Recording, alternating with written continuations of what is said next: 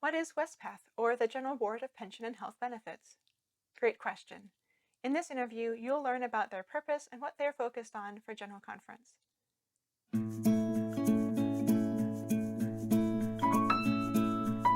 Would you tell me about the purpose of Wespath? Yes, Westpath is the officially known as the General Board of Pension and Health Benefits of the United Methodist Church. Westpath is the agency charged with taking care of those who serve the United Methodist Church, whether they are clergy or lay employees at local churches or lay employees of organizations that are affiliated or associated with the United Methodist Church, be they children's homes, retirement centers, hospitals, schools, etc.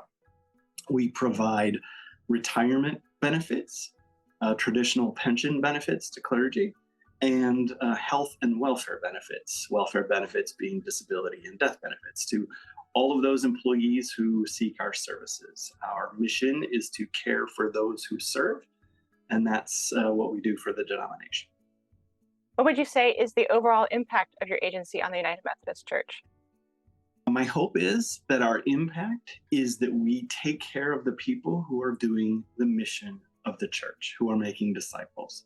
We take care of their retirement security and their health and welfare security through transitions in life, be they changes in vocation, changes in location, so that they don't have to worry about those things as much and can focus on their mission work. We're sort of a back office, a support function for the denomination, but one that is very personal to people and is very important in their life.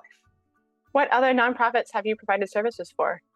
We provide investment services for Methodist affiliated institutional investors, such as conference foundations, children's homes, retirement centers, older adult facilities, and some hospitals and schools. In very recent years, we have expanded our services to other Methodist faith traditions, other Wesleyan faith traditions. We provide services to the African Methodist Episcopal Church. That was started in November of 2022. We provide retirement services for over 3,000 of their clergy and lay employees. It's a nascent relationship, but it is a very good relationship, and I think a small step on that path of racial reconciliation between two great churches. We also, beginning with a similar time frame, provide services to the Global Methodist Church. As most in the United Methodist Church know, those are churches that have disaffiliated from the United Methodist Church. That is a commercial relationship. We provide retirement services and health and welfare services to their clergy and some of their lay employees. It is not without some, consternation among some of our clients, but we, as a support organization, as an organization that has provided benefit services to many of those individuals for many, many years during their United Methodist service, we will have a relationship with them for many years to come in many circumstances, regardless of whether we were continuing to provide ongoing services for them. In brief, what legislation has your agency submitted to the upcoming General Conference? We have submitted quite a number of petitions, I think 27 in total. Many of those were submitted in 2019, preparing for the 2020 General Conference. They range from amendments to the clergy benefit plans to clarification of our role providing services for other nonprofit organizations to investment ethics and socially responsible investing to sort of cleanup of the discipline or clarification, or actually we tried to simplify a number of provisions in the discipline. We also have some regarding our board governance. With our board in recent months, we've gone through the exercise of sort of looking afresh at all of those petitions in light of circumstances that have very clearly changed for the denomination over the last several years, on the backside of a pandemic, on fiscal challenges in the wake of disaffiliation and other disruption.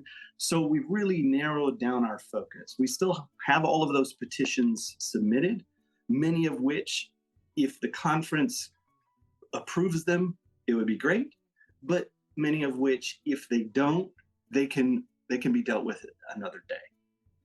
But what we're really focusing on is kind of four key priorities, four petitions that we think are vital to the mission of the church in these changed circumstances, for its sustainability and for its future, to be able to adjust to its new context. Those priorities are: number one, to close or freeze the clergy pension plan.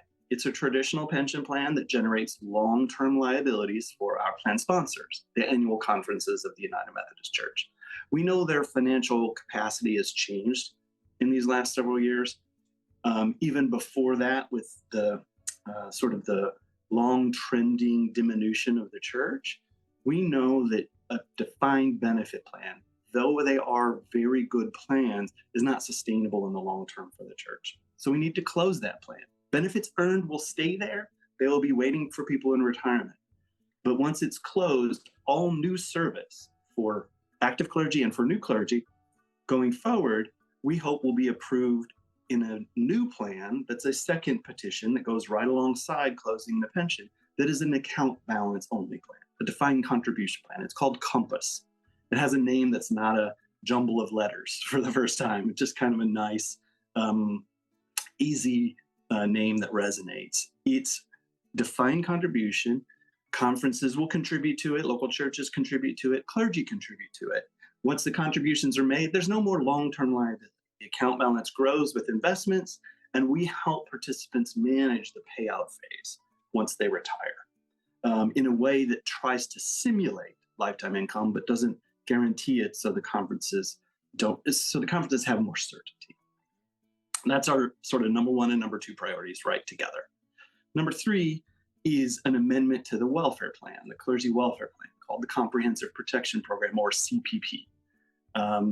It will sort of harmonize some of the death benefits, the life insurance benefits in that program, simplify the administration of the disability program for our conference plan sponsors, and will help support the legacy pension plan by tying the two plans together.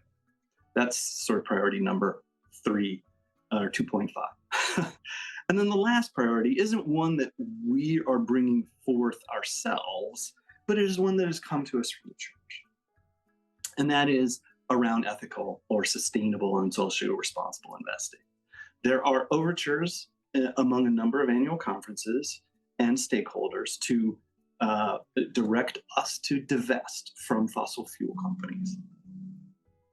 And while we understand the passion of those who support divestment from fossil fuel companies, and we share the values and the need to change our economic system to move away from fossil fuel dependence, we share those values with the people who are encouraging divestment.